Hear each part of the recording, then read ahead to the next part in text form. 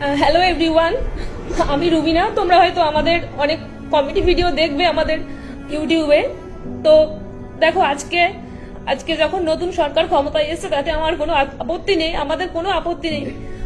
দেখো, মানুষ যখন পরিস্থিতির সাথে সাথে সব বদলে যায়, আর আজকে যে নতুন সরকার এসেছে তার জন্য আমাদের কোনো কষ্ট নেই, কিন্তু তা বলে বাড়িতে কেন এরকম করছে? আমার ছোট বাচ্চা আছে, বাচ্চা ঘুমাচ্ছিল, প্রচুর পরিমাণে ভাঙচুর, আর আমার বাচ্চা জানলা খোলা ছিল, ইট ছুড়েছে। আমার বাড়ির পরিস্থিতিটা তোমাদেরকে আমি দেখাচ্ছি জাস্ট। আমার এই মুহূর্তে আমার বাড়ির পরিস্থিতি এই দেখো, আমার বাড়ির এই সব কিছু, আমার এই সব কিছু আছে, আরো বাইরের অবস্থা খুব খারাপ। আমি তোমাদের অন্ধকারে জুম করে দেখাতে পারবো না এই মুহূর্তে পরিস্থিতিটা। বাইরের প্রচন্ড অবস্থা খারাপ। এইসব এত পরিমাণে ইট ছুটছে ধারণার বাইরে।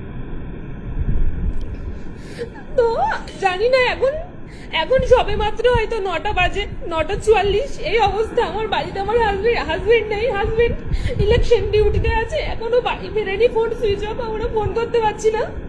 আর তার উপরে আমরা বাড়িতে দুটো মাত্র মেয়ে বাচ্চা নিয়ে এই অবস্থা। জানলা খোলা ছিল, জানলা থেকে পর্যন্ত ইট ছুড়েছে আমার বাচ্চার।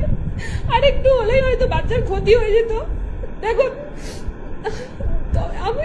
আমরা বারুইপুরের বাসিন্দা, আমরা কোনো সময় ধর্ম নিয়ে কোনো বিভেদ করিনি। ইভেন আমাদেরও প্রচুর হিন্দু ফ্রেন্ড সার্কেল আছে। তো আমাদের যা হয় হোক, কিন্তু আমার ছোট বাচ্চাটা প্রায় 40 জন মতো এসেছিল বাড়িতে, আর সে বাজে বাজে ভাষা গালাগালি শেষ নেই। তো আমি জানি না এই মুহূর্তে আমি কি করবো। আমার কাছে যেহেতু আমার ফোন চুরি হয়ে যাওয়ার কারণে আমার কাছে আমার যারা রিলেটিভস আছে কারোর ফোন নাম্বার নেই, আমার কিছু করারও নেই। আমার হাজবেন্ড আজকে ফিরতে পারবে কিনা জানি না। এখন